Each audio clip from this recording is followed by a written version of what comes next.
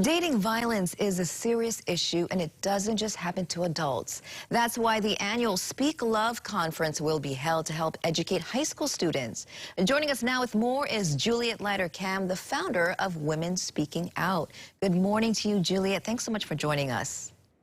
Good morning. Thank you for having me. Can you talk more about the Speak Love Conference? What is it, and who is it for? Absolutely. We are so excited to be doing our second annual Speak Love Conference, specifically targeted for high school students. And as you know, with the pandemic, nonprofits and businesses, we've had to pivot the way we do our events. So we are doing our first ever virtual conference, and it's really about education, awareness, and creating a safe environment for our teens to be able to talk about dating violence, sexual assault, but also to get inspired. We're going to be talking about health and fitness, hair trends, helping the kids to really goal set besides getting that education and awareness of dating violence. Why is it so important to educate Hawaii's youth about this issue, about dating violence? You know, if you look at statistics nationally, 1 in 10 high school students have already been involved in an abusive relationship. Going back to 2017, looking at Hawaii teens, 1 in 10 students have been victims of dating violence. And that's a really scary statistic. I think there's always been a myth that domestic violence only happens to adults, but what we're seeing is because of social media and different things, a lot of these teens are exposed to dating at an earlier age. Therefore, dating violence has become a part of their culture, and it's unfortunate because without the awareness and education, they won't know what a healthy relationship is.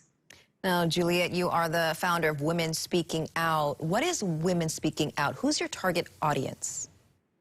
So Women Speaking Out, I really started it as a resource for young women back in 2009. Over the last 10 years, we have evolved, and really our purpose is prevention. We're about being proactive and teaching students in middle school through college about dating violence and what it means to truly be in a healthy relationship.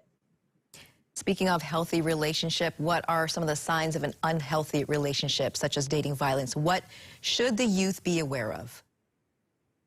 Oh, absolutely. So I think a couple of things. If the person that you're dating, male or female, is trying to isolate you from family and friends, if they start to tell you what to wear, what you can do, what sports you can be involved in, that's also a sign of control. And then I think it goes further, right? If there's any type of physical violence or mental violence, meaning that they're name calling, they're constantly putting you down, telling you won't be anywhere or no one else is gonna love you. Sadly, those are things that are common signs of dating violence. And sometimes teenagers don't realize this because this could be their first relationship, so they're not aware of it, and they don't have anything to compare it to, so they don't realize oftentimes that this is dating violence. Juliet, what can parents do? How can parents play a role in this, in helping, and not just parents, but maybe even friends? So very true. So when I started Women Speaking Out, I started it because I am a survivor of dating violence, and my first abusive relationship happened in high school.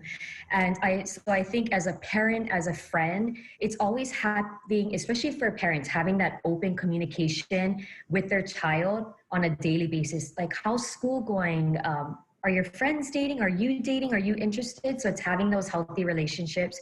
If you're starting to see signs that your friend or your daughter or son are maybe in a relationship that's not healthy, it's asking open-ended questions. It's being supportive but not judgmental. It's giving them reassurance and saying statements like, "It's not your fault. I'm very appreciative that you're sharing with me." And especially for friends that are trying to help friends, it's listening to their friend and then getting them to speak to a trusted adult, whether it's a parent, it's a counselor, it's an older sibling, but someone that they feel comfortable in sharing, because it's super important that we get our youth the help that they need.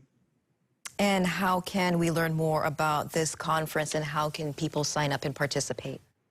Yes, absolutely. So you can visit our website at wsohawaii.org. It's right on the homepage.